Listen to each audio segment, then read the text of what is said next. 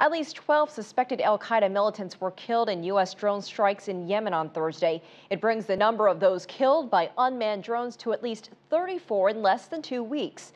Security in the country has been tightened after the U.S. and some of its closest allies closed diplomatic missions amid fears of an impending al-Qaeda attack. However, the closures are also being criticized. CCTV's Anand Naidoo reports.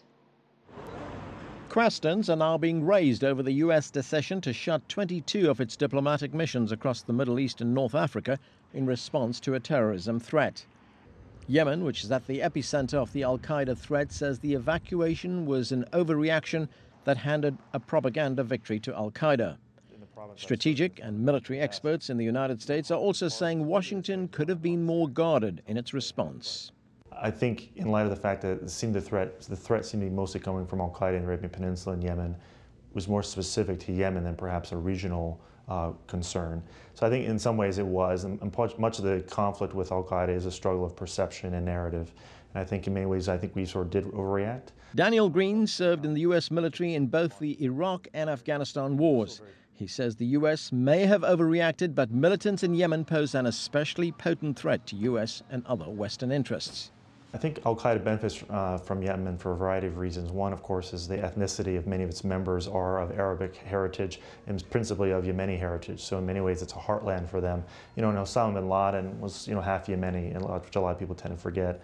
Also, too, it being close to Saudi Arabia, there are funding sources it gets from private citizens.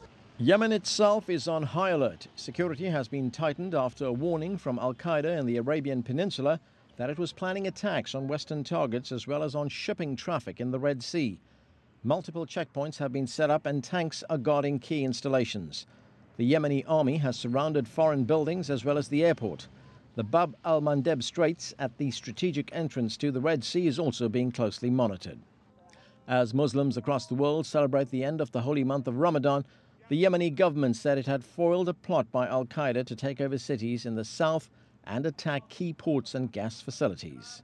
The Interior Ministry has implemented many security plans for safety and stability in Yemen to protect our citizens and also the foreigners living here.